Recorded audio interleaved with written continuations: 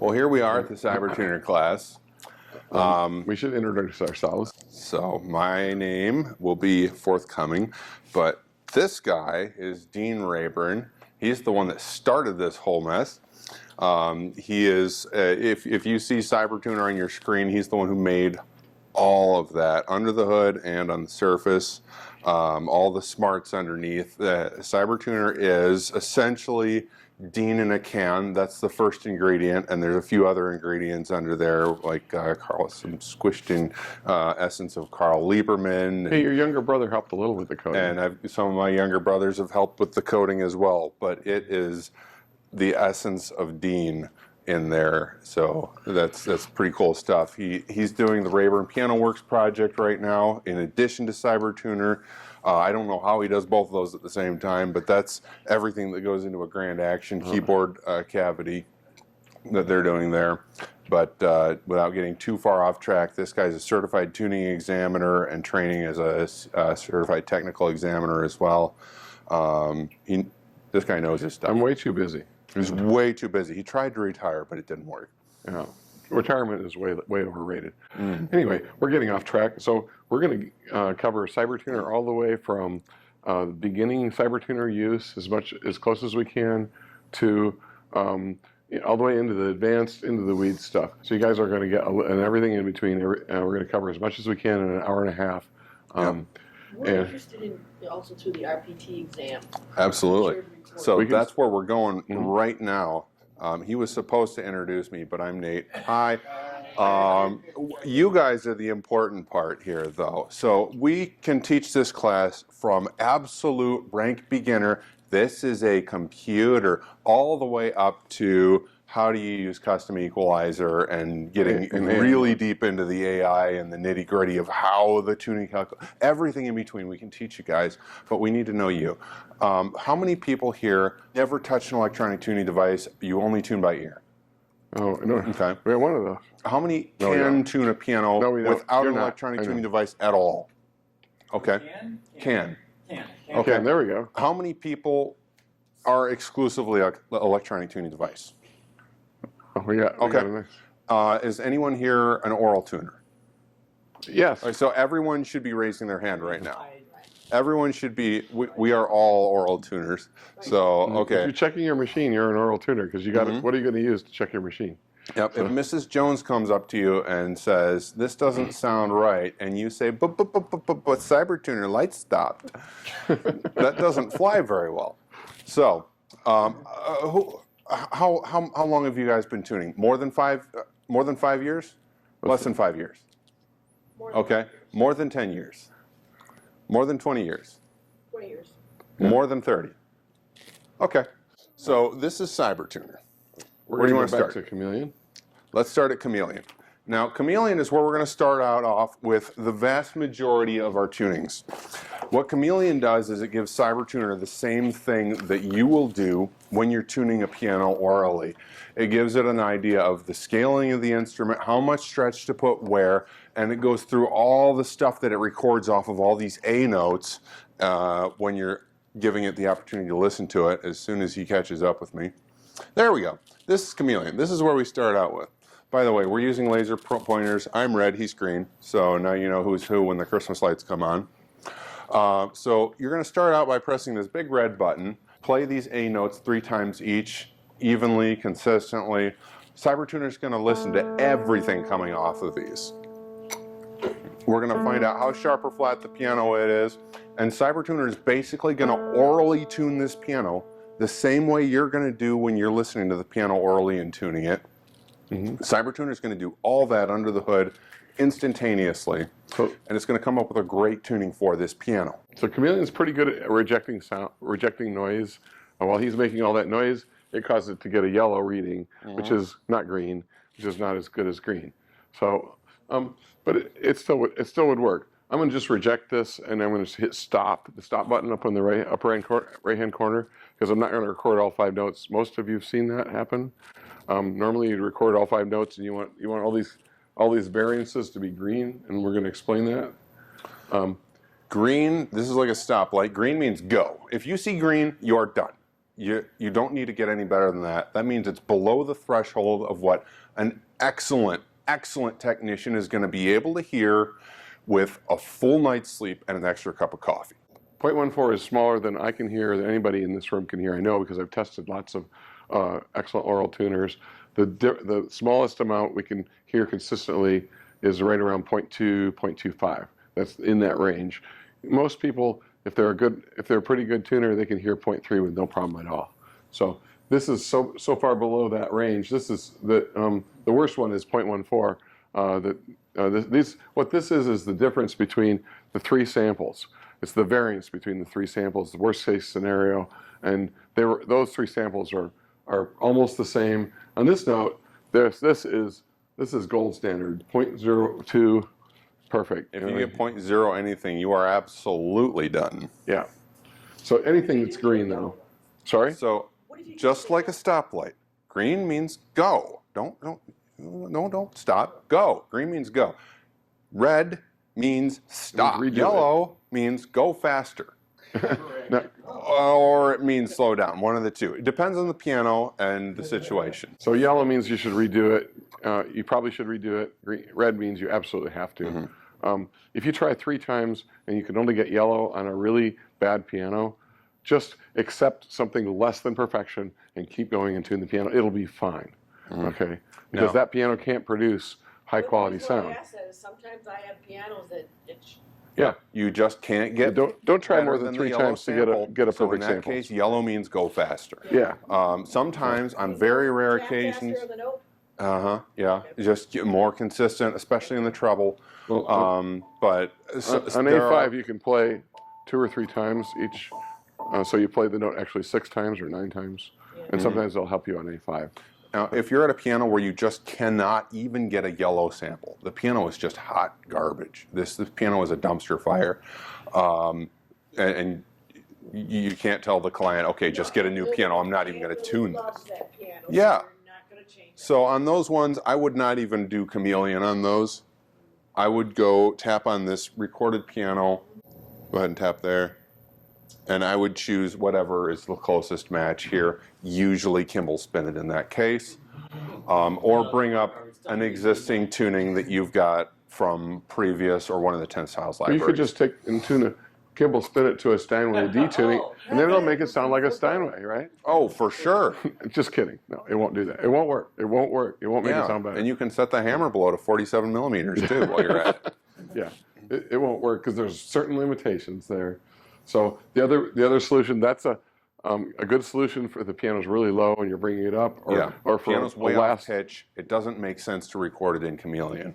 That's a last ditch effort. A better solution is to use either a tuning in the tuning files that you've recorded, or that somebody else has recorded, like one of our tuning libraries that matches the piano fairly closely. Yep. So especially for pitch raises, if you're raising the piano a long ways up, don't spend time in chameleon. It's a waste of time. The inharmonicity changes, and the piano is 20, 30, 50 cents flat, 100 cents flat, especially. Don't waste your time in chameleon. Just choose a standard tuning. Pitch raise it if you're pitch raising the piano. Pitch raise it to that, then record it in chameleon. So from there, we're going to press the calculate button. But before we do that, we'll look at these, make sure they're green. We already talked about that. Above here, we've noted that the piano is A442, and that is a blue text in bold. Anytime in Apple iOS operating system you see blue and bold, that means it's a button that you can tap that'll do something. There's a button, there's a button, there's a button, there's a button, and these are all inactive buttons that we can also press.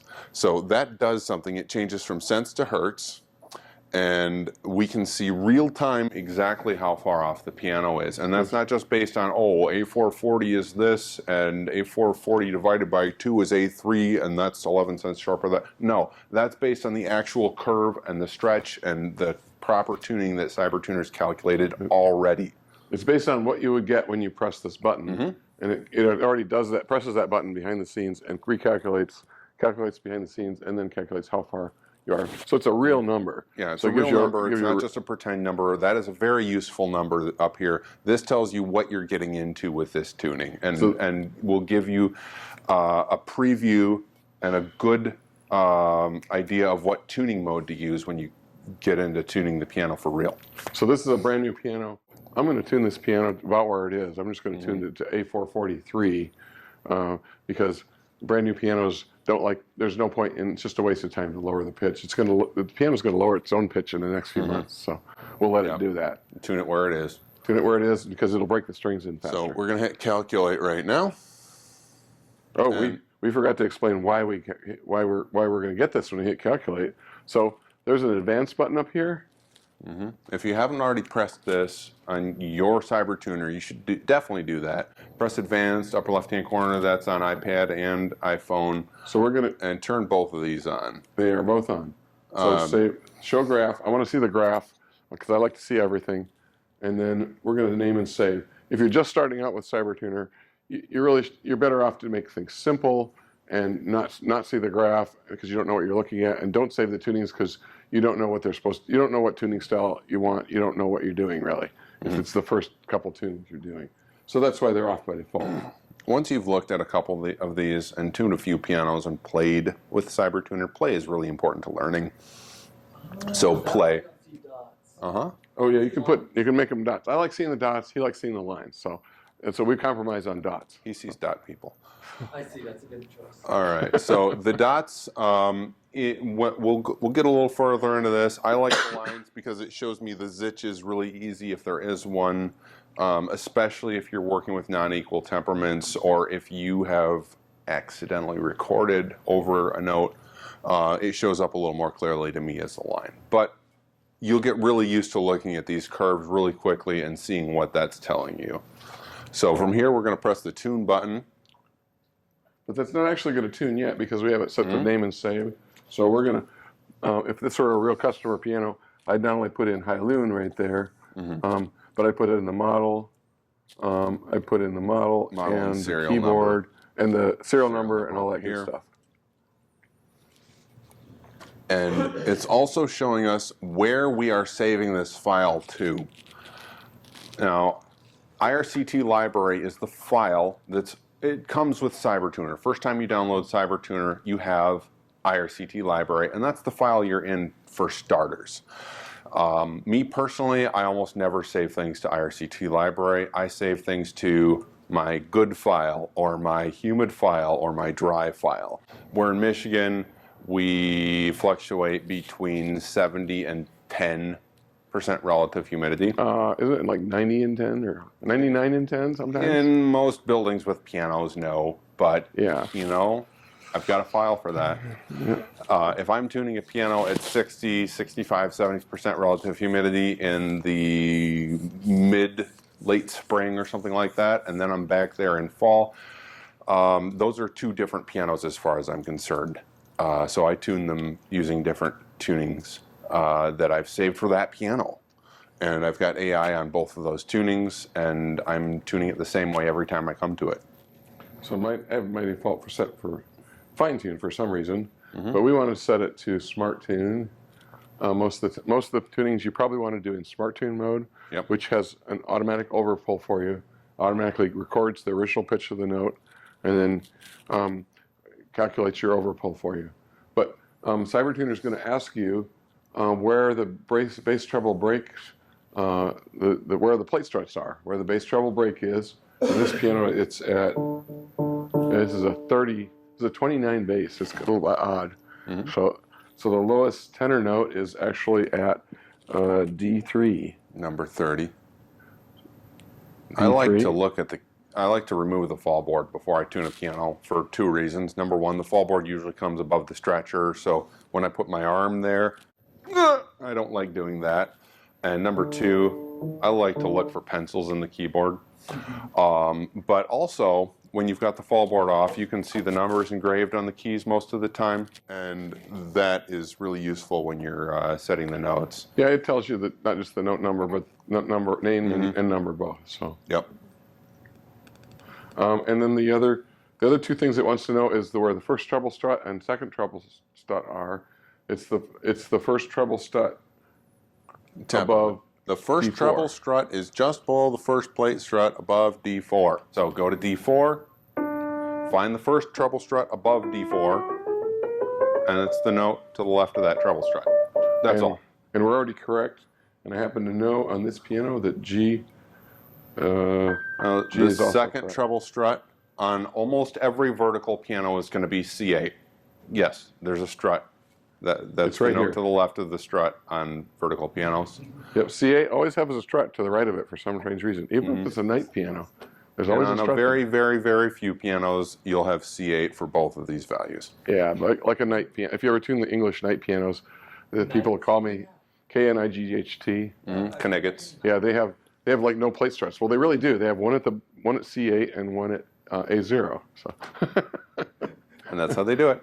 Now, we need to know these for a couple reasons. Number one, what Smart Tune is doing is overpulls. It's doing overpulls as a final pass. This is a final pass mode. This is a mode that I would be comfortable tuning with, giving the customer an invoice for my fine-tuning fee, and leaving the house. It's designed to be a final pass. In order for it to do that, it needs to know exactly where things are going to land. Now, the slide that he just showed is not going to be good enough for that. Let's go back. This is pitch raise mode. There's just a few little different changes here, and now switch over. Yeah, this pitch raise mode only asks you where the This bass is the treble bass break treble is. strut, That's or all it needs bass to and know. treble bridges. It's an approximate tuning mode, but And here is the bass treble break here. on this particular piano, There's the wound tenor strings. There's the first treble strut. Yes, right here. First treble strut, second treble strut, and C8. And in order for this to be a final pass, we need to have this level of detail, and Cybertuner needs to know where to put those. Otherwise, you're not going to be able to do it right.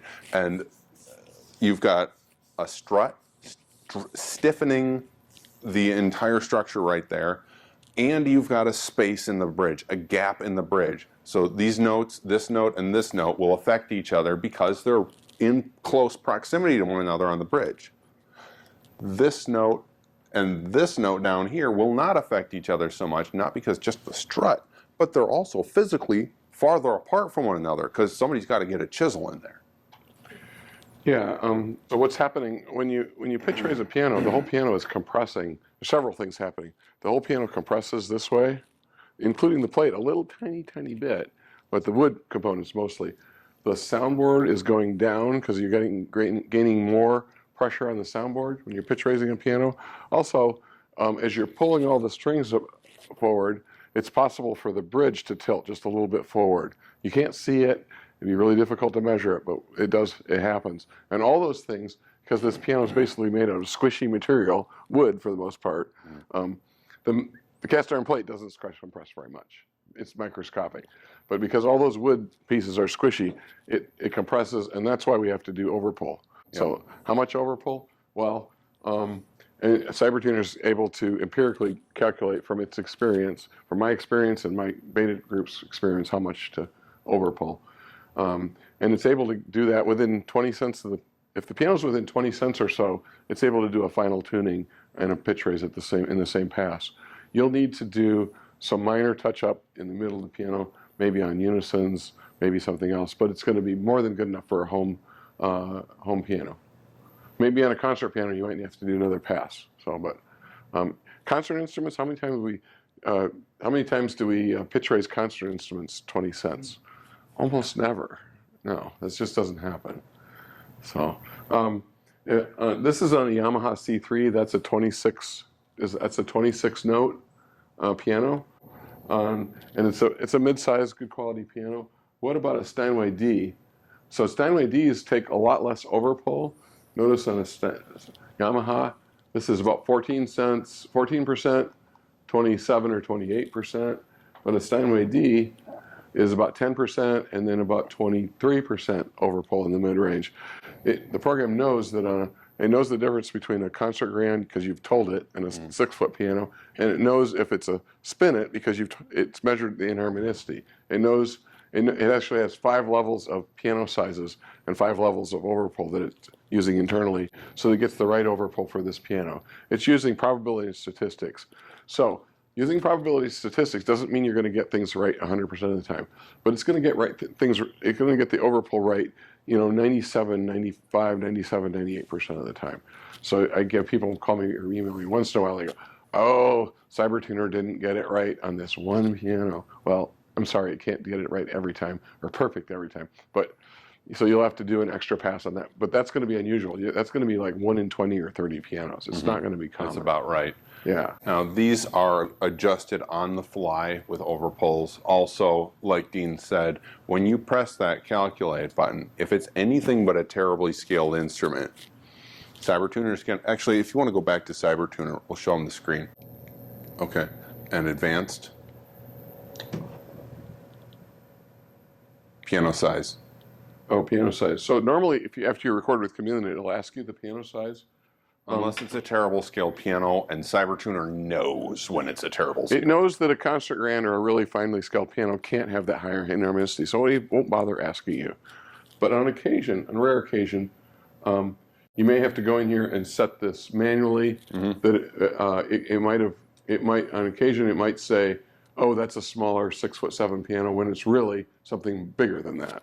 And you'd go set that manually. It's pretty rare, but it does happen occasionally where you have to set that. And that'll help it estimate the size of the piano. It'll not only set the overpull chart correctly for that instrument, it'll also set the partials and how much stretch it can put on that piano a little bit more appropriately for the instrument. Yep. So, and this is also where if you have one of these unusual Bodensdorfer pianos that have more than 88 notes, you can set that up and it'll recalculate, and then you can tune those low notes on the piano. You can actually tune those with the machine. So we're gonna choose. So I got it right on this piano. It's definitely smaller than 6'7". Question. So you were talking about this a little bit with like the size, but it'll say, what is it? It'll say this piano has low bass and harmonicity. Yeah. And how low is it? It knows it's good, but it wants to know really how good it is. Whether it's a 6. Because you've got eyeballs and it's only got ears. Right. It can't see the size of the piano, and it needs to know that information. It needs to know if it's a 7. It can't tell if it's a Steinway. It doesn't know it's a Steinway, but if it's a Steinway, it can't tell if it's a Steinway B or a Steinway C or a Steinway D. It can't tell that. You have to tell it that. So that kind of information, it's helpful. It's very helpful for calculating and tuning and for overpulls, both. So let's just go back to CyberEar because we know. So one call I get occasionally on my end of the line, which is you get support from us. You call us up by phone. You usually talk to me. If you email us, you talk to Dean. That's just how we've got things divided. But one issue that I'll see sometimes people do, they'll record the piano in Chameleon, and then they'll press the CyberEar button. And they wonder why Cybertuner doesn't do a good job. The reason is because the last piano you tuned was a Wurlitzer, and you're on a Steinway A. And the last thing that CyberEar heard was Chameleon sent it a Wurlitzer piano. That's why it's a really good idea to name it right here so that you know that you're on the right piano. Absolutely. So the way to get this tuning to CyberEar, there's one of two ways. First, press this calculate button. That will send that tuning that's just been calculated, fresh squeezed orange juice, Florida oranges. I'm not going to do it right now because into CyberEar. Again. The other way is to go to tunings and load up a tuning, and then press the tune now or the little CyberEar icon, and that will load a tuning into CyberEar from your saved tunings. So this piano is about at A443. So I've already got set it to that. We're going to leave it there. Tap up here, and you can change the pitch to whatever you need to. Yep, but notice every time I leave CyberEar and go to somewhere else and come back. You didn't leave CyberEar. No, tap on Chameleon. Now tap on CyberEar. There we go. It's going to give me this warning. Don't be annoyed by this warning. This is a really important warning. Don't train yourself to ignore this. Don't ignore it, because do you really want to use these offsets? I had someone come up to me this morning, and I tuned to A440.5 because it gives me just a little bit of safety margin, and A440.5, a little bit of extra safety margin, Nobody complains if the piano's just a snitch sharp, but people do complain if it's flat. So a 440.5 works well for me. So I get that warning every time I start up Cybertuner. I had somebody come up to me this morning asking me to check their physical tuning fork. They can't use an ETD, they're sight impaired. So they asked me to check their tuning fork with CyberEar, and I said, your tuning fork's flat. You gotta file, ooh. Oh, you had it set to 40.5. I had it set to 40.5, and I just blew past that warning. I did. Almost had somebody file their tuning fork from that. So what happened when you set it to 440? It was within a tenth of a cent. Their tuning fork was. There you go. And this was one of these big steel ones, and no filing on it whatsoever. Beautiful, perfect. Yeah. So that was a happy ending to that story. But it's not usually a tuning fork But it's involved. not always a happy ending if you don't catch it. Yeah, it's usually a piano, not a tuning fork involved. And that's why that warning's there. If the last piano you tuned was a Whitney Spinet and you tuned it to 437 because that's where it was, and it's 2 hours drive out there, and you did not want to break strings, and then your next appointment is your concert tuning, and you blow past that warning, all of a sudden you're pitch lowering your Steinway D on the concert hall floor. Yeah. So the morning message only takes 2 seconds to read it and make sure you do the right thing. Don't let yourself blow past that. That is an important warning. I'm going to go and check the tuning. I'm going to go check the tuning from E down here all the way up to A3 at least, so that we can actually check AI mode. And I'm going to have it record in AI mode. Now, So you only need to get 6 of them out of that 12. that's right, Yeah. 6. So look at the keyboard here. You You can see you only need 6 of these here. So how did you set that up for only 6? Let's do that now. Let's do that now. Excellent question. Go back real quick. Go back to CyberEar. We're going to tap on this tuning mode button. We're set to AI mode, but if you go up to Now tap on this gear spinner icon gear. up here. This is where a lot of magic is under the hood. And So- AI mode right there. So you've got And he 3 said- choices to how many notes to tune. There's 30 notes if you want to just go all out. I tuned a lot with only 18 notes. It's a good compromise. It's Good probably compromise the because things above A3 usually don't need fixing with AI mode. most. Yeah. This but- is the most sane option, I guess. This is the most bang for your buck. If you're in a hurry, I use this option because I'm a nut job. So I like to use AI break for almost every tuning because it only takes 6 notes and I can record it as I'm tuning, and it slows me down little or nothing. It takes little or no extra time to do. The other thing is setting, if you want to set AI break, is you want to always turn on. So I always want AI mode on because AI break is so little trouble. I always want to turn it on.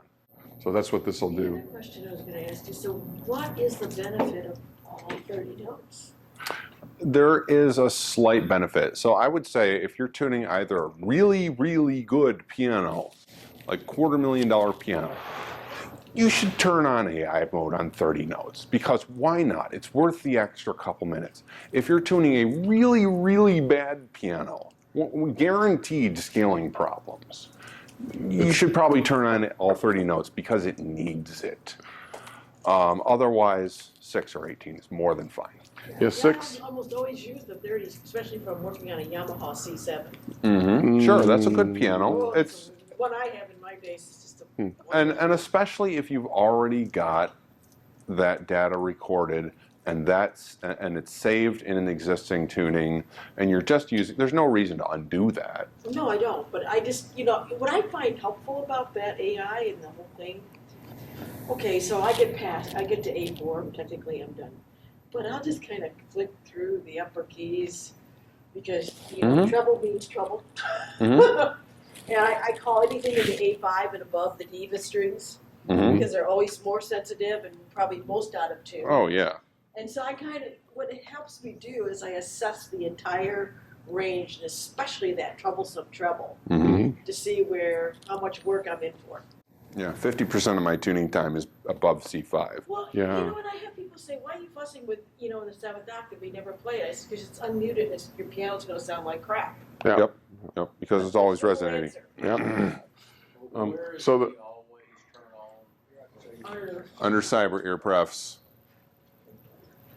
And then, So you got You're it. gonna hit cyber ear prefs. where do you and then- pick cyber ear prefs? It's the gear icon Oh, up here. gears. Okay. It's Yeah, kind of under the hidden tuning because mode. not something you do very often. Yep. It's the settings for cyber. Mhm. So turn on, start new. So what the question might be somebody's thinking, but nobody's asked is what 6 notes does it do? Well, it does the 6 notes that are most likely to need improving, which is 2 notes below and 4 notes above the bass treble break. Yeah. That's so, where the most likely Oh, yeah, that's- transition that's problem is a going to be. troublesome problem. Yep, Two that's the notes below- troublesome. That's Right. the troublesome area. Two below the bass break and 4 above. That's right. So it gets some context from the wound strings below the bass. It's usually the third Yeah. octave, Mhm. second going into the third, and Yep. once the octave it gets Right, and this piano, there's you have wound bay chords, and then there's one wound bay chord only in the tenor, and then it turns into solid trichords, steel wire trichords. So the transition there, I question, it's very difficult for most piano makers to make that transition perfect. On a Almost small impossible. piano especially. The Yamaha GH1s and GH0s, those are star examples, poster child of a great piano to use AI break Yep. on. It does. The AI mode does exactly what I used to do by ear. Yep. The correction that I used to do by It ear. doesn't fix the problem, but it helps. it does everything you could possibly do from a tuning perspective. We should teach it to replace those strings with better scale strings. So. Yeah, with some bichords. Uh-huh.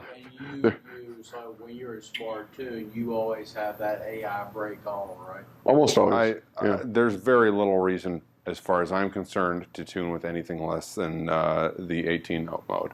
I disagree. The way I tune, I like to tune with just the 6 notes. And if the 6 notes give me several significant error improvements, then I'll go back and I'll record the 18 notes. So but my method usually takes less time than his does, unless the 6 notes give me a problem, and then my method will take more time. So we have a bit of a clientele difference. He gets to tune the special pianos that they're just fun pianos to tune. And he chooses to tune them. He doesn't have to tune them. He chooses to tune them. Hey, I tuned a Mason and Hammond A last week, and I tuned it 3 times, the same piano. So. Newly rebuilt. Keyboard you made personally. Yes, it has a new everything. Yep. The only thing we didn't replace was the rim and the plate. So. Yep. I tune the entire gambit from Steingraber down to A.B. Chase. Wurlitzer, Betsy Ross, everything in between. So my process using AI mode, walk you through this. I'll tune in I'll record in Chameleon, okay? And this is assuming the piano is reasonably on pitch. It's actually in a tunable condition. Record in Chameleon, save that tuning in the appropriate tuning file. Tune the piano in Cyber Ear with AI mode on. It's just sitting in my passenger seat. I'm ignoring it. It's 18, 30, break, whichever I deem appropriate for the piano. If it's a great piano or a terrible piano, I'm going to do 30. If it's a GH1 or a G0 Yamaha, it's going to be break. Anything in between, it's going to be 18 pretty much. So AI is just on. I'm ignoring it on my Smart Tune pass. I'll tune the piano, be done with the piano at A0 or at C8. I'll switch to fine tune mode, go to the tuning mode, press calculate for the AI. That's going to tell me what I need to know. It's going to actually take advantage of the AI data that I've calculated. Actually skipped a step here. I'm going to, after I finish my first tuning pass, I'm going to recalculate anything that AI didn't grab in the first run. Then I'm going to calculate the AI. Then I'm going to go through fine tune and find anything that has a spinner that's moving or sounds orally off to me. And I'm going to make that spinner stop on all 88 notes again, and then I'm going to orally check everything. And AI is going to do a fantastic job that way. So you do your Chameleon? Yep. And you start your tuning process, Yep. AI on, Yep. just absolutely ignore it. Mhm. When you're done, of course everything is safe, when you're done, you go back and you say you recalculate. When I'm done with that, I'll go back and resample anything with yellow or red on AI. Now you can see the notes above this section that are being recorded by AI. They've got these little green dots above them, or white if it doesn't have any data there. And you'll see that above on here. This will fill in just like just around the clock.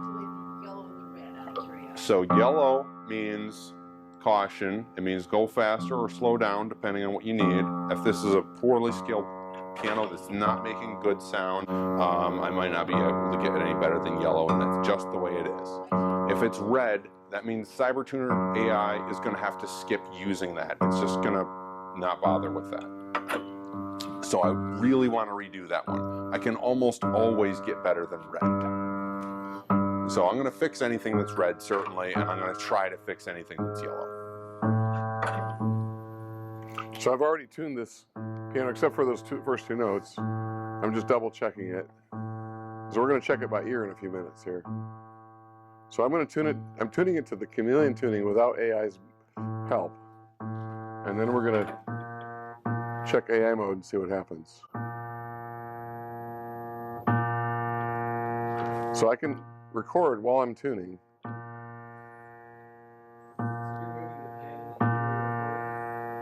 You can, and I do. And yeah, that's what the resample is for. If you're moving too fast for Chameleon or for for AI to get that information, or you move it too much and it gets too much variation in the reading, it gets a yellow or a red sample, you know, don't worry about it. If it's red, you might just press that button and let it have another go while you're working, if that doesn't slow you down too much. If it does, then just don't worry about it. Press the ear button. Yeah, press the ear button. So he'll be redoing this one since it's yellow because I was talking.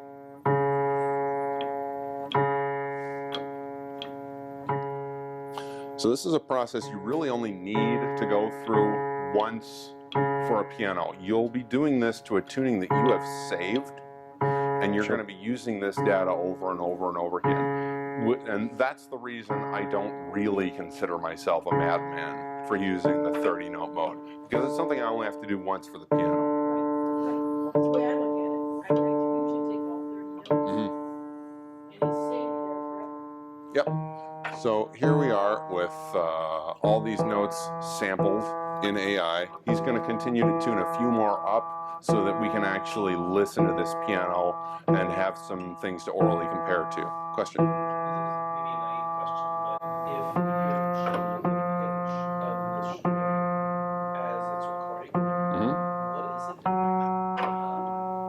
it? It's listening for the inharmonicity so the question is, if you're changing the pitch while it's recording, how is it getting a decent sample? And the reason for that is it's not just listening for the pitch at one specific partial. For instance, right now we're listening to G#5, which is partial 4 of A3. It's not just listening to that, it's listening to the partial series and comparing things so that it can compare that to other notes. It doesn't actually care about the pitch. Oral tuning. tuning. Doesn't. It's the inharmonicity. Yeah, it doesn't care about just the pitch, it's comparing the inharmonicity of those pitches. So the idea is you want all of those readings, the AI to be green. Yeah, you want them to be green.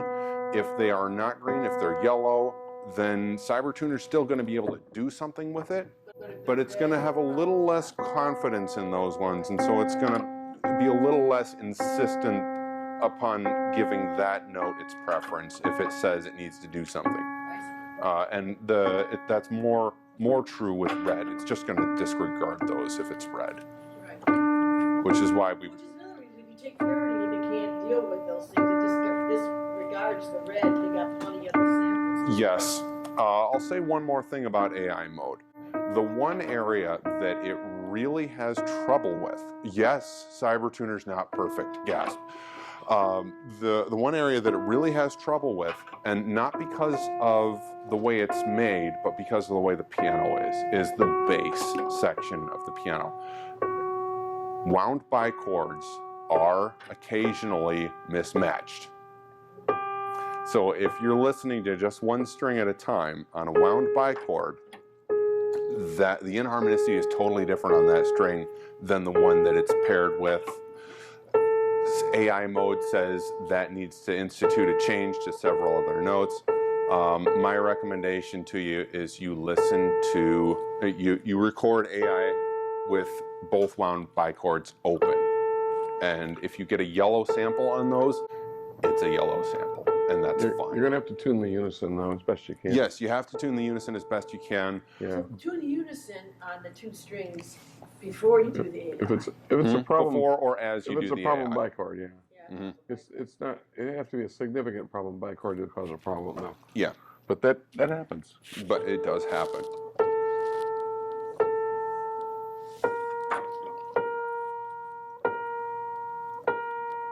Questions so far? So if you're tuning a Lester Spinnet, crappy Lester Spinnet, Mm-hmm. AI is not going to help you. AI can make a big difference on those pianos. Those pianos have Whether the most anybody's gonna potential. Appreciate it is another story. Yeah, those kind of pianos But- have the most potential for improvement. But like you said, whether anybody's going to notice the improvement is another question altogether. Actually, I don't have a Lester, thank God, in my Mhm. client base, but I have a lot of smaller pianos as Yep. well as big ones, sideways. But you know what? Your customers appreciate that you made a difference in that sound of Mhm. the piano. They may not be able to Mhm. articulate exactly what you did, but they know it sounds a whole hell of a lot better. I've got, and I will say that console and poorly made studio pianos are the instruments that I've seen the most gain out of AI on. Which type? Console and poorly made studios. Right. Yep, You can make those consoles sound beautiful. you can. And the stock chameleon tuning on those is good. It's good. But when you go through AI on some of those, it's a completely different tuning, and it makes that piano sound amazing. Like, you go through and play this instrument after you tune it the chameleon, just the chameleon calculated way, and it's like, I guess it's just the piano. And I can't improve on that orally. I can't do that. I'm not that good of an oral tuner. But once you go through AI on that, it has a completely different approach than I do, even as an oral tuner. It's basically the way Dean does it, but it's willing to do a lot more work. So let's press that AI calculate button now. That's gonna reveal the findings. The greatest change that we had was 33 cents. 0.33. As long as I've got all greens, I don't usually really care about it. This is below the threshold of human hearing. The first thing it did was move A3, and it found out that the worst interval was contiguous fifths on the A3, so we'll definitely be checking that. It only did 6 passes through the entire keyboard orally. I don't know about you, but if I had to do 6 passes through the keyboard, I would be chewing on my tuning hammer afterwards. It is willing to do up to 42 of those. It didn't need to do more than that, though, because it got everything to a 1/10 of a It cent. got everything within 1/10 of a cent of what it's happy with. So the AI is checking anywhere from 4 to 6 intervals for every note, finds the worst note first in the mid-range of the piano, corrects that, and then it goes back through the whole sequence of checking every note for the worst note, finds the next worst note, and keeps correcting them until there's no more notes to correct. It's a fairly simple procedure. It's the same procedure I use orally when I've gone through my temperament sequence twice, and now the piano's really, really well tuned, but there might be little errors. That your best procedure orally is to fix notes that are off, and then go back and fix the next worst note. So it's really a simple principle, and it uses the same thing we do by ear. Mm-hmm. It's just sort of like an equilibrium finder. Well, it finds the worst note based on the 4 to 6 appropriate intervals, like contiguous thirds, parallel tenths, those intervals. It uses oral intervals. It's able to do something I can't do, and no human being can do. It can remember all the inharmonicities for all the notes, and it can set in its little brain. It can do virtual interval tuning. It can set A4 and set A3 and set all the notes around it. Basically, tune it temperament and find the worst note, correct that, and go back and correct everything. It can do a virtual tuning inside its little brain, and then let you do that, put that same tuning that it was able to perfect on the piano. Does AI stand for artificial intelligence? Nope. Well, It stands for oral intervals. yeah, we like And then to say, they came out with ChatGPT and all the other stuff. yeah, So it's- we were cool before it was cool. we like to call it oral intervals. You can call it AI. Artificial. It's not really artificial intelligence. It's a really, really smart, from a programming and computer standpoint, it's a really, really smart expert system. Yeah, But that's actually what ChatGPT is too. It's not really an AI. Technically, yes. It just seems it's smart. Sneaky. So this is what I'm looking for when I'm swiping up and down through the notes. I'm looking to see whether the spinner is going up and down, but I'm also looking at this, and the ones that AI has changed, it's going to highlight those in green for you. Like that. So that's a completely insignificant amount. I'm not going to bother checking this. I can check the spinner, but it's just a waste of. But I'm checking the spinner too because I'm not infallible, and neither is the piano. So this is the same check that you're going to be doing either orally or digitally after you're done with your normal blast through it tuning pass that you do on a 9 to 5.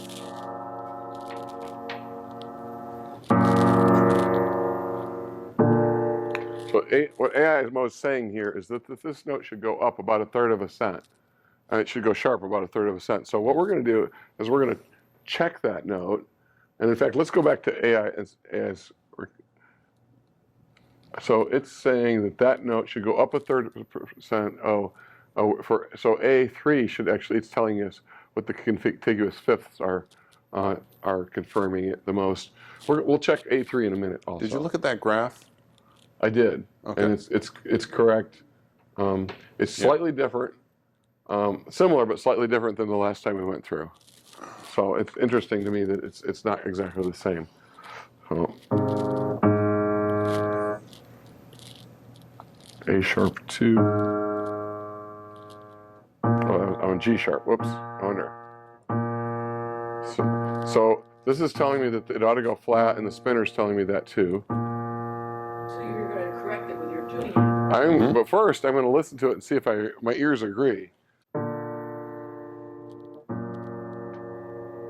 Oh yeah, those are really, really similar, and they should be much different. This is. Can you verify that with other intervals? I will. But this I love this one because it tells me exactly what AI mode tells me. But I'll check another interval in a minute. So this is a contiguous third check. And these should be 4 to 5 ratio. Doesn't matter what the beat speed is. Think of it musically. This is 4/4 time.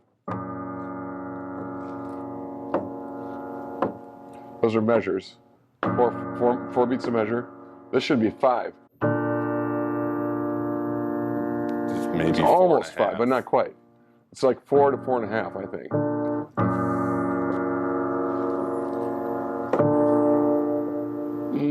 It's close.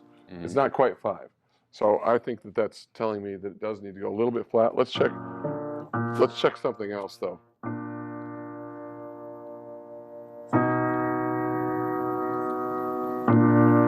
Oh, this is a big difference.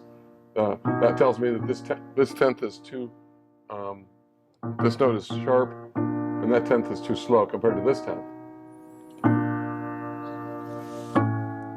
Oh, that really says it. See, this tenth is actually slower than the tenth below it, which is really tells me that needs to go flat. So AI mode got that right. It's only 1/3 of a cent, but still, it's going to sound better when so my ears agree with AI mode's change, and I'm going to tune it. So he and I have very different approaches. His approach is extremely instructive, and frankly, it's more fun. What he's doing is, first thing he's going to do is find the worst note, and he's going to correct that note. Then he's going to go on to the next worst note, and he's going to correct that note. And so on and so forth until the piano is perfect, or as close to perfect as you can get. My approach is to go through and just replicate what Cybertuner is saying needs to be done after AI. I'm just going to automatically implement all of those changes and then check my work. the bonus of his work, like I said, it's more instructive and it's more fun. The advantage of the way I'm doing it, it's a little bit more work a day. And the reason my system of just going through the entire system works is because you can do those oral checks with impunity once you've gone through. Because now, instead of checking against the possibility of another note that's already out, that contiguous third that he played, what if one of the lower notes was also a note that's out? That's a problem. So if you go through and steamroll and just press the entire piano according to what the spinner says needs to be done, and you go through and check, what you're checking for is if the machine is wrong. I'm orally verifying what the machine has done. And if all the other notes are correct, and I've got a note that's off, or a series of notes that's off, that's an easier thing to do after you've done it the way that I'm thinking. Does the orange tell you the break up there? Here, yes. So we're in fine-tune mode, and anytime you're in AI break, normally what fine-tune is going to do, it's not even going to have that orange triangle. The question is what that orange triangle is doing here and whether that's for the break. Normally fine-tune doesn't have that at all because fine-tune doesn't care about the break. Chameleon told Cyber Ear it has a given pitch and a frequency to listen to at each note, and that's all it needs to know. But for AI break, it does need to know where that bass treble is. And in fact, it will ask you that if you go straight from Chameleon to fine tune. If you're using AI, it'll ask you where the break is. So the other note that thinks that it needs improvement is about a third of a beat per second, 0.28.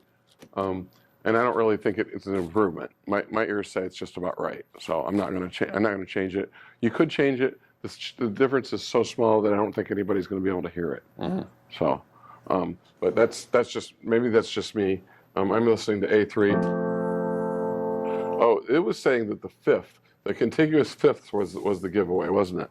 That's right, on A3. Yeah. So how much have you retuned here, Dad? I didn't tune A3 at all. Okay. I'm just checking the fifth with a test note.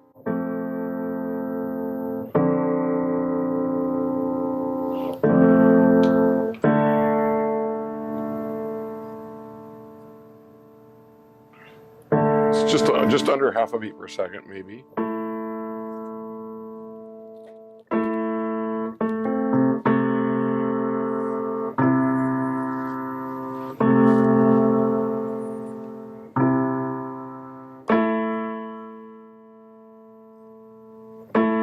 So I actually don't think that that's an improvement. It's a small improvement. AI doesn't always make it perfect. It thinks that that's an improvement. My ear disagrees that it's an improvement, but you could put it in there. So it's one thing I like about AI mode is you can disagree with it. It's going to be a very small disagreement on the small changes, and it gives you a little oral practice. It does me, because I don't tune lots of complete oral tunings on whole pianos, but I do a lot of this. So where I'm checking the machine to make sure it was really right. And it gives me oral practice. It's really good for me. Now, with the time we've got left, Now that you've go ahead. If you decided you disagree, would you then go through and plug in what you want? Would you? So it's AI already is set to the original typically- tuning, so I'm just not going to change the note. Oh, okay. Yeah. Okay. Yeah. When you see that the notes, the tune box is in green, it's changed this what the spinner will give you. So the spinner, it's such a small difference, actually. AI is only going to make broad sweeping changes to the tuning calculation when you've got broad sweeping problems to the scale. Typically what you're going to see AI do is tweak a note up and tweak a note down here and there because of minor scaling differences. Oh, they notched the bridge just a little bit too far back on this note, that kind of thing. Yeah, or the string scaling is just a little Yeah. off, where you have a big jump in harmonicity as you go up the piano. This piano is, for a 5-foot piano, is really well scaled. These are nice pianos. Yeah. The scaling's good. I mean, the tuning pins feel really full nice. rim. It's great.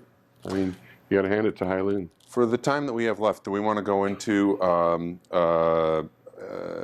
RPT Yes. and touch briefly on custom equalizer as well? So yeah, I'm going to do a little bit of both, a little bit of on the RPT exam mode, but you can use RPT exam mode two ways.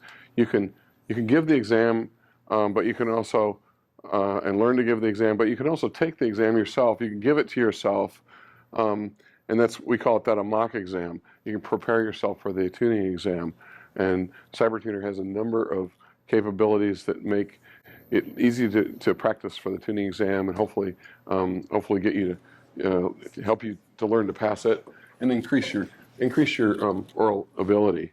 So to do that, first thing you want to do is, and there's a two-page, just a two-page with pictures on our website. Go to the website, and if you're going to do this, and follow that through. It's pretty. I've got it memorized, so I don't need to look at the directions.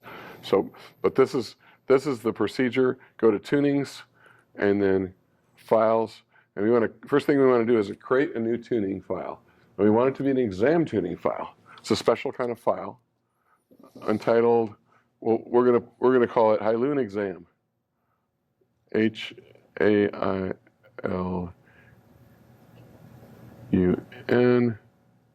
exam. Good enough. There we go. But we're going to check the exam box. Important thing, because it's a different kind of file. It's a special kind of file. Hit save, and then now I misspelled Hailuan. Nobody cares. Now you've got an X in the upper right-hand corner of this of that file, and most of them have other letters. So that's just indicating it's an exam file. E for X for exam. And the one with the spinner on it, the Hailuan exam, is the currently open tuning file. So we can tap on the spinner here, or we could just go back to Cyber here. This looks a little different than what we're used to seeing. So these are 5 special tuning records that are all set up for you to either take or give the exam. So the first thing you need a master tuning. Okay, so you don't have a master tuning. You don't have 3 CTEs or even you might not even have an RPT available to do a master tuning. You don't need one. Chameleon can set up a master tuning that's going to be more than good enough for doing a mock exam. You do it, and you use the regular method of recording in Chameleon and calculating and tuning. So I've already recorded this piano. I hit Chameleon, but I'm not going to test myself against pure 12ths, because that's not what they're going to do in the exam room. Pure 12ths is a little too much stretch, especially in the high treble. It'll pass the exam. Well, it'll pass the exam. Maybe it might get a couple points off in the high treble because it's a little more stretch. But what you want is you want to compare yourself to something a little bit more conservative, and that is RPT exam mode. Hit done. Now This is OTSE. OTSE for exam. You want to see that with the gold chameleon. Yep. And we're going to hit 6, 5, 3, 2, 1. Those are the partials it's going to use for the exam. And those aren't partials that we typically choose for normal 5, 3, daily 2, tuning 1. work. It skips, yeah, okay. Yep. Okay. It doesn't need 4. So I'm going to hit tune, and I'm just going to put an H in there. Tune. Now it's going to give me a message. RPT exam, the tuning was copied into the examinee, the 2 examinee file records, and the master tuning. So now we have a matching, we have a master tuning all set up for us. For this piano, this will be more than good enough to learn to take the exam. In fact, the RPT exam mode tuning calculated on this piano, if you actually took the exam with it, if they let you use a machine for the whole thing, it would get 100% on every note. Now here's a question for you, Dad. If I go to the master record and touch that up, can I use AI on that? No, you can't use AI mode in, you can't use AI mode in exam mode, sorry. Okay. The 2 are mutually exclusive. They aren't going to work together, sorry. It isn't needed, it doesn't need to be that fine of a tuning for us to compare our oral So tuning I'm to just it. going through my normal temperament sequence, Yeah, and, So- and the biggest problem with learning to tune for the exam mode is oral tuning those middle 25 notes. It's they want you to tune by ear, no machine, from here, from C3 to B4, single strings. And is that 24 notes or 25 notes? It's 24. That's the part you have to tune orally. That's the part that most people have trouble passing. 99% of them have trouble passing. Well, this page and it says Steinway D down here. Is it better? Down. Yes, that matters because that's if you're giving yourself an exam on a Steinway D, but you don't have the piano, you don't have this piano. You want to make sure you record in Chameleon for the piano you're going to be giving yourself the exam on. Don't use a demo. Yeah, don't use a demo Piano. You can use a demo piano to walk yourself through the So, process, say but I not to tune. I tune on, Not in this kind of. maybe I'm not tuning Thing. on a gram, I tuned on a Baldwin Studio. Yeah. I would record that ahead of time. You record it in Chameleon, save it, save it into the examining file that But you've already got. don't use a Baldwin Studio for even a mock exam. It's not going to be a good example. That'd be a good. That's a hard piano to tune, Uh-huh. and it's too small. Even this one's technically too small, but really anything that's a 5-foot grand or well-scaled or bigger, or a 4-foot vertical piano is going to be fine for a mock exam, not for the real exam. The real exam requires a 5'8" piano with no treble, no wound strings in the treble, if I remember right. Something like that. They usually use a 6-foot piano of good quality, like a C3, G3, C5. yeah, or bigger. Yeah, anything like that. Like this, they're using a Yamaha, or no, they're using a Steinway C.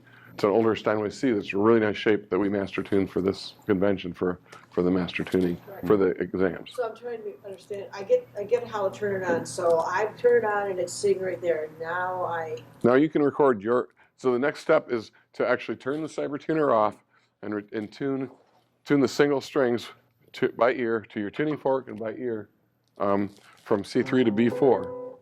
Cybertuner's off, tune it by ear, then tune Cybertuner back on. And we're going to record your oral tuning. And I'm going to show you how to do that. Okay? Okay, but I'm still hung up on one step ahead of that. Okay? Okay, so I make my examining file, but you said I should tune the piano before I make the exam. I should record that. What, the Chameleon? The ideal process would be tune the piano in Cyber Ear, recalculate in Chameleon, and now you're going to save that tuning into the exam file. It'll give you that message. Tuning has been calculated into examining 1 and 2 and master super file. Okay. So how do I save it? It just did. I just did that a minute ago by hitting Chameleon. I hit calculate. And it's going to ask you, oh, you don't really want to overwrite that I exam do. file, do you? When that's something you want to be careful of if you've got a master tuning. Oh, but you started out with RPT at the top, and pulling that down. Yeah, you've got On exam tuning, mode. Exam mode, Yeah. yeah. We started on that. Okay. And that's going to use the right partial set and a really So conservative if you want to simulate, stretch. if you want to simulate the exam perfectly, you're really going to need to detune the piano. Mm-hmm. And there's a detuning record. You can do that. Here's the detuning record right here. Well, let's look at a graph of the detuning record. Oh, so we don't want dots for this. Turn off dots. Show us. That's the detuning That's record. the detuning. So the detuning record is tuning every It's other gonna note. keep the overall tension, so you don't have to do a chip tuning anymore. But it's going to be wrong. So wrong. Yeah, And this is every one of other the note's reasons sharp, why flat, I sharp, want flat. everyone to look at graphs before you start tuning, especially if you ever touch non-equal temperaments. You convert one of your tunings into a non-equal temperament, and if you're using that tuning for your next tuning, you are in trouble. So if you really want to pass the exam and you want to have a real simulation, you're going to actually want to tune and stop the spinner reasonably well on all those notes from C3 to B4. And they'll go flat sharp, flat sharp. The thing about that is there's no pitch raise effect. If every other note is exactly 4 cents, in this case, 4 cents sharp, 4 cents flat, 4 cents sharp plus, there's no pitch, believe it or not, there's no pitch raise effect whatsoever. It's all canceled out. Okay? So, but it gives you a little more challenge. If the piano is perfectly in tune and then you just orally tune it, you haven't really proven anything. If the piano is already really out of tune, you may not need to detune it if it's already kind of wildly out of tune. Just click tune and then you just tune those Yeah, notes. you click tune, and Yep. it's going to tell us that each note is wildly out of tune. So you hit tune, and then go through in RPT exam mode like this. right? And it asks you, do you really want to use 443 for the RPT exam? That's a good warning. That's yeah, a you want to good make warning. sure that you really want to do that. I'm not going to change this Literally, pitch. I have to detune that piano to whatever, so I stop. Yeah, watch the That's spinner's going to go. what you need to Watch do, the yeah. spinner here.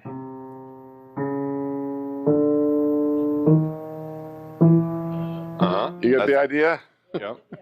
Okay, so yeah, we're going to change it 4 cents. It's 4 times the exam tolerance, which is Yeah. 1 cent. We're In the not middle. actually going to do that now. We're not going to do but that. you No, get the idea. No, we're not going to do that. From here, we're going to, after we're done with this, we'll go into examinee. Let's say we just detuned the piano, and then we orally tuned all 24 notes, and now we want to record. When you record, you want to do it in the right place, which is examinee part 1. Make sure you're in examinee part 1. Yes, yes, yes. Red. So, and it's going to Start out on the C. start on the. So we've just tuned this piano orally. Dean's a novice RPT perspective. So I'm gonna to record the piano is pretty straightforward. We're gonna hit the listener ear. You keep swiping too far. Hit the listener ear button. Okay. and We then want to save watch, sentence. just eyeball the spinner and make sure it's really stopped and it's blushing. Yep, it's good.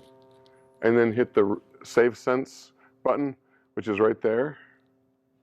And it puts us in the recording mode automatically for the next It'll note. automatically increment and start recording the next note. Yeah. Now let's say it records that and it's not quite perfect. If it's still rolling after you record, what do you do, Dad? I'll show them. We'll see if we can get one to do it. It's getting it perfect pretty much every time. But if it didn't, you would swipe up and change it by 1/10 of a cent, You can Or see what swipe- it's doing here. or even swipe up with 2 fingers and change it by a whole cent. See, that's if the listening ear gets you that, that's wrong. So swipe down 2 cents, 1 cent per with 2 fingers.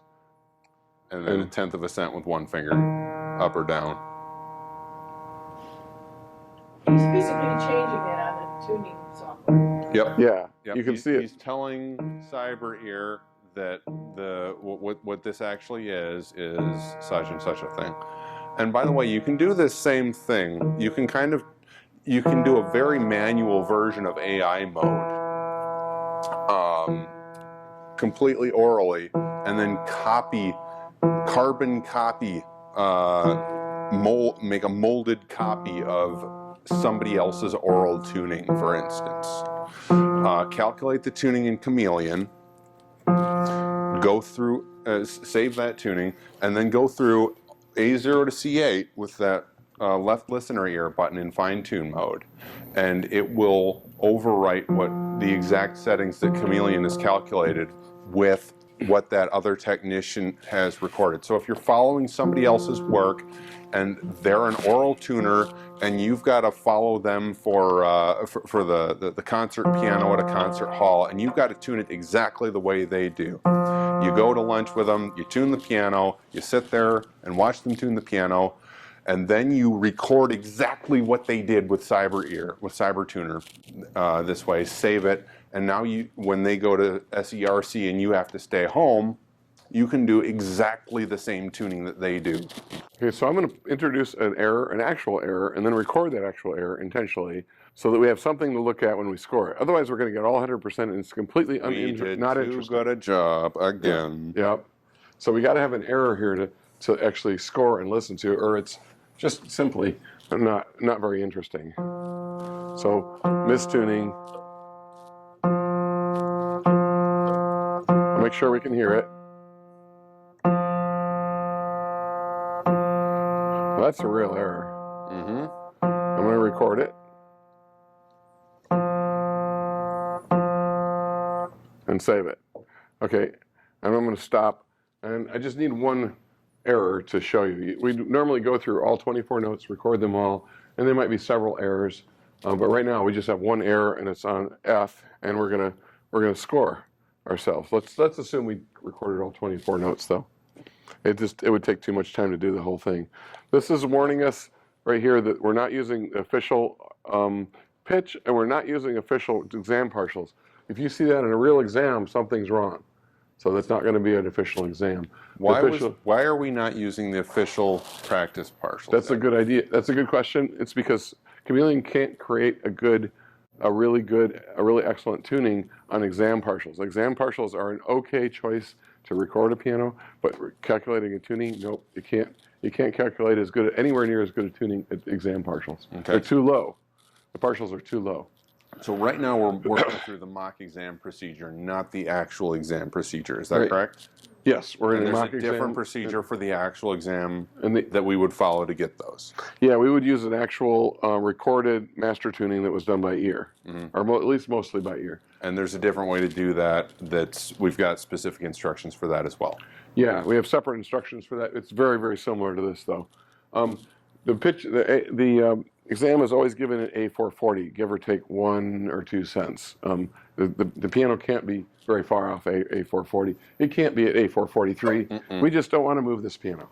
Okay. How close does this have to be, like, for the actual exam? It has to be 440. Yeah. I mean, like the temperament, how many cents? To get 100%, you have to be, all the notes have to be plus or minus less than 1 cent.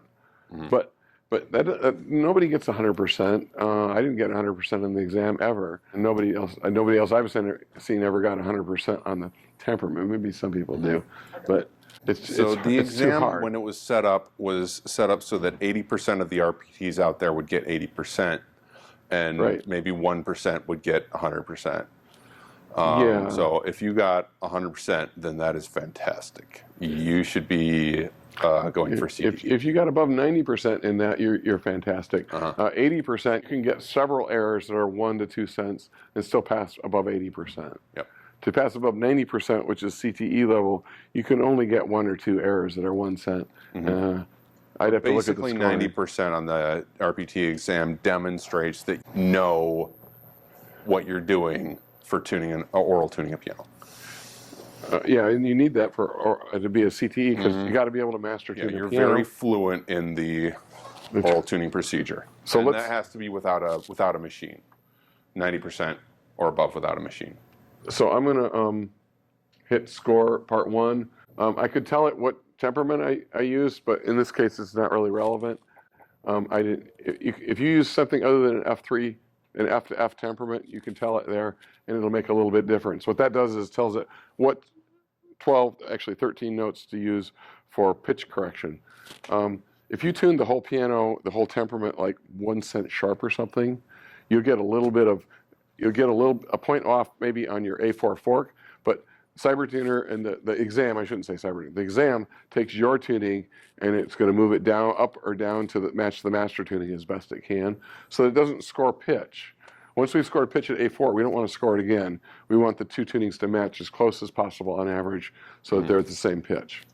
So, and it uses your 13 temperament. Tell it if you use the F temperament? Right there. If you use an A to A temperament, you might want to tell it A3.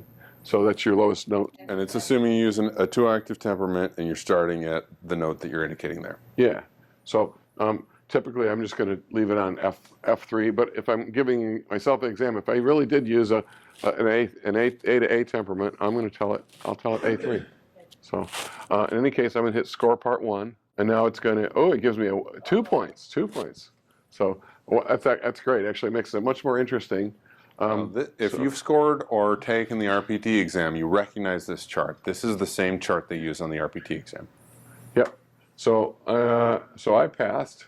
So that isn't me. It's actually our theoretical. Even with 2 errors in it, our examinee passed at 90% and 93%. Even with the 1 big error.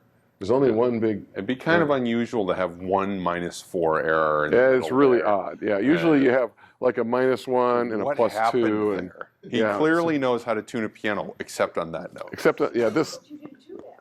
I mistuned it. I detuned it intentionally, so we had an error, and somehow we got an error on. It thinks we got an error on D#3. I probably misrecorded We'll check it. these. Yeah, we'll check these. Now, but the most interesting thing here is not only that my final mid-range and temperament passed.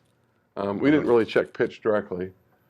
The interesting thing is if I tap on the -4, the biggest error. These three are what we would typically see on the RPT exam, especially verified and throw out.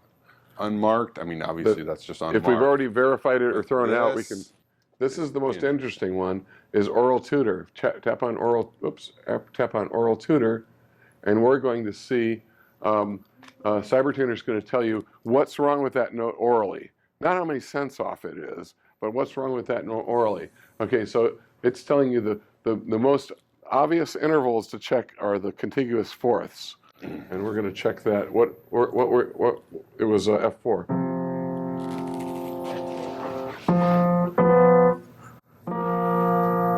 Ooh. So I've got a pure fourth right there, or actually maybe even a narrow fourth. And I've got a fourth that's going wah, wah, wah, wah, wah, wah, wah. And it knows these intervals and what else has been tuned or mistuned and how, which is why it picked that as the first and most obvious, easiest to check interval. And if we had mistuned other notes, it might not have put that one as the top number one. This is a 4-point error is a huge error, so everybody can hear this. The next most obvious, and I question whether these two are about the same really in how obvious they are. This is the contiguous thirds test is, and this one is, blah, blah, blah. It's like 4 times as fast or something like this. It's a 4-point error is ridiculously out of tune. Nobody's going to tune a 4-point error and have all the other notes practically perfect. So it's just an example. But you can see even on a small error, Cybertuner is going to tell you. And if you tap on this guy, it's going to tell you how to fix it orally, and tap on this guy, how to fix what's wrong and how to fix it orally. I've had a number of folks say that they use this to teach themselves oral tuning. If they follow it and understand it, you can learn all the typical oral intervals using oral tutor. So the thing to do if you're an examinee learning to pass the exam, use this. Go back and take your worst note, similar to what AI mode does in a sense, is take your worst note, in this case a 4-point error, and go back to the piano and correct it orally. Okay?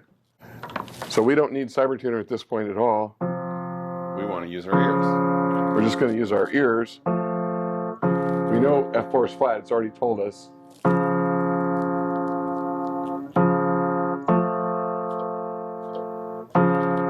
Contiguous fourths and thirds. This should be 4-to-5 ratio. Doesn't matter what the actual beat speed is.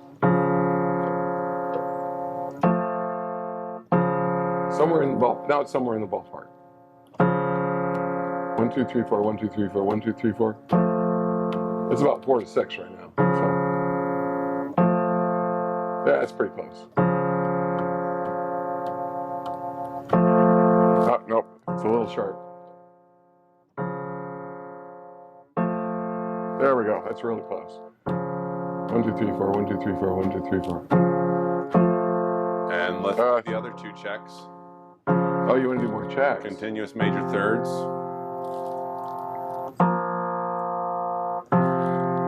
Oh, that fourth is too wide. That's really a noisy fourth, I think. Okay. When you use a contiguous check, where you use a fourth below and a fourth above, or a third below, a third above, it's twice as accurate as a single interval oral check.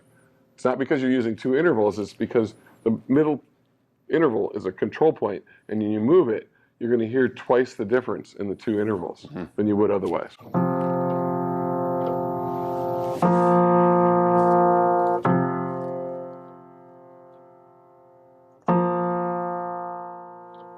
That's getting pretty close.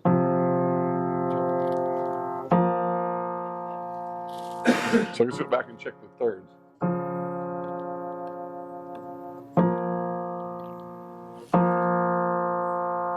I'm having trouble hearing that one. Oh, because I'm playing the wrong note. So a challenge round here would be to start at the third option. Do your major third up, F3 to A3. So I think that's pretty tune good. with the contiguous major thirds. Check that. Okay, yeah, I did okay on the major thirds. And then check your fourths, like it was telling you. And the most obvious example, the number one that it chose for you, is going to vet your other two work. So now I'm going to go back to CyberEar, and CyberEar has the, and we're going to, And right now we're in the points option. oh, we're in the wrong, no wonder it's doing the wrong thing. Yep, so we Okay. need to go back to master or Examinee. examinee? Okay. Yep, we want to be in examinee 1. Are you sure we want to be in examinee? Yeah, because I want to re-record. Okay. I thought we wanted to be in master. No, I don't want to change the master. No, you don't want to change the master, but you want to check your work against master. That's, yeah, I do, but I don't want to do it that way. What I want to do is do what they want to do if they're practicing their exam, is you want to go back and you want to, I retuned that by ear, I'm going to go back and record it by ear, and I want to score my temperament again, score my mid-range again, Yep. okay? He's going through the process. I just wanted to short circuit the process. Yeah, so I'm going to record. Okay. And save. So it says we're a little bit sharp here, Let's see, no, but that's not necessarily a problem. that's perfect. So I'm going to go back and we're going to score that exam again. Oh my gosh. Yeah, the other one was actually, it was actually just a shadow because it was telling me I had a 1 cent error because it compared it to the 4 cent error. What's one of the problems when you have lots of errors or a few big errors is the system has trouble scoring it and then verifying additional errors because it has to use the different nodes. This is a really good example of why you fix the big ones before you fix the small ones. That's a brilliant point. Absolutely. Because the small error went away. It wasn't really a real error. It was only an error compared to the note that was way off. So if we had, as an examinee, said to the examiner, hey, that 1 point error, I get that the 4 pointer is there, I hear that, but let's just check and see if you can prove orally that 1 pointer is really a problem. We would have conflicting information on that, and we would have to use the throw out option on there. That's right. Right. If we have in the exam room, if you have lots of errors or a few big pointer errors, we only verify the several big pointer errors, especially if it's like a 60 or 70% score tuning. There's no point we don't have to, and there's no point in verifying all the errors. And you saw just why right there. When we correct the one big pointer, the little ones go away. I think we got 2 minutes. We'll do any questions. We wanted to briefly touch on custom equalizer. Somebody want to see that? Okay. Quick question as well. If Yeah. you have C3 actually also C3? exams, like you have a practice piano on this Yamaha C3, Okay. then do you also use the C3 that's in like No. one of the demo pianos? So the I wouldn't question do is, that. if we're giving an exam on a piano that is similar to something we have already calculated, like one of the demo pianos or something in the 10 Styles library or something else like that, can you just load that tuning from Chameleon or the tuning into the master? You could do that It's iffy. For like self-teaching, the mock exam. You could do it for the mock exam, but for a real RPT exam, absolutely not. No. For a mock, I wouldn't even do that for a mock exam. Just take the 2 minutes and There's no record the reason piano. to save the 2 minutes. There's no reason for a to save the mock 2 exam minutes. even. Yeah. I'm just curious. No. So custom equalizer, the way we got there was we enabled custom equalizer, and CEQ only works on iPads because they have bigger screens. Yep. We have to It enable. requires a little more real estate and user interface for. So as soon as you custom enable equalizer. it, you get this neat little button here. And now, custom equalizer has 7 sliders, kind of like a graphic equalizer, And if you, for instance, if you don't like Cybertuner's tuning on most pianos, and you think it needs, let's just say you think it needs just a little bit more juice in the 6th octave here, about A6, you can move that slider up. It's going to show you. It's going to show you right here the difference. It's going to show you you moved it up a little bit extra juice there. You can hit calculate and tune the piano and see if your ear likes that better. Because you can make several changes, not just in the, let's say you might want to make a change in the bass and in the treble, and you can make it not just in the high treble or low bass, but anywhere you want. Now these are listed in beats. All these are listed in beats. You can reset them by tapping any of these sliders. The OTS button down here will be a global reset, but you can see we're anchored at 4-1 on the A5 range with this calculation. That's a ratio, not beats, is it? It's beats. It's beats. 4 beats to 1 measure. No, it's a 4-1 interval. Or 1 minute, is what I thought. These are the partials that make the match, Yep. that make up a 2 octaves. Right. The 4th partial of the lower note beats against the fundamental of the upper note. Okay. Yep. Yeah, and that's our anchor interval, and that's the one that's in is darker, because that's what everything's based off from. So this 1.05 beats means the 4-1 is going to be when you have when you're tuning to pure 12ths, and this is set right there, pure 12ths. The double octave is actually going to beat at about 1 beat per second wide. Yeah. So we can see that's interesting. We can look at how well scaled this instrument is just based on this information here. For instance, in the bass, the 6.2 is almost identical to the 6.3 at A0. And we can see how well we'll be able to tune and how well these intervals will match up and agree with one another up the scale of the instrument if we were tuning it purely orally. So since we're in octave tuning style P for pure 12ths, it's going to show us the 3-1 interval, which is pure the 12th. Is actually the 12th, and what the 12ths will be in that part of the piano. And if we were in octave tuning style 3, for instance, which is a really good choice for small spinets or poor pianos, Yeah, I see, yeah. then it won't show you the 12ths. It'll show you the other intervals, and then it'll show you. But it shows you for this piano. So this piano live. The 6.3 and 4.2 are this far apart, and Cybertuner wants to tune, for this tuning style, wants to tune the 6.3 just a little wide and the 4.2 just a little wide. If you like absolutely pure octaves, clean octaves, then what you might want is an octave tuning style 1 or 2, which gives you pure or almost pure intervals for the most prominent expense type interval. So what pure OTSP does is it prioritizes, it starts its thinking with the 3-1 interval, the 12th, which is an octave plus a fifth, takes that octave and a fifth, throws them into the blender, presses pulse a few times, and you get a pure 12th out of that. Now, when you tune a 12th, the octave plus a fifth, pure, you have then, and you do that up the scale, you then have the fifth and the octave as equal beating intervals. The octave is a little bit wide, and the fifth is the opposite to make that match. Now, that sounds really good when they're equal beating intervals because you can play them both and they sound great. If you do that on a Shuguro Kawai, you get a narrower octave.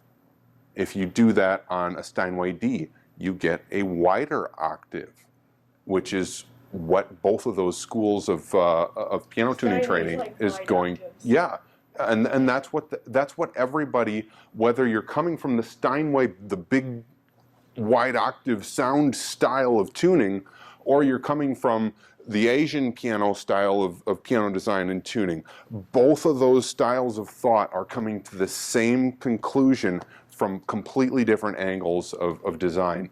And they get very different sounds, but they're both looking for the same thing, which is pure 12ths. Pure 12ths works great on both those types of pianos. So yeah, when you play up and down on a pure 12th tuning, what I hear is a sonorous, clean, even sound because the fifths and the octaves sound the same. I mean, one's narrow, one's wide, but they have the same beat in them. And of course the 12ths are pure, so you don't even notice any beat on those. So. Any other questions? Oh, we're a little, okay, one last question, then we'll close. We're a little bit over time here. How do we get to custom equalizer? One more time. We're going to go back to Chameleon, Advanced, and this is on iPad only. If you're using iPhone, iPod Touch, it doesn't work. iPad Mini, iPad, we need that screen real estate. But you go to Advanced and go all the way to the bottom and turn on Custom Equalizer. Your version does not have crash your beta version because yours is not a beta. Then we're going to press Done on iPad. Make sure you press Done because this is the cancel button. You'll press Done and then your Custom Equalizer is there for you. Thanks so much, everybody. Thanks for coming.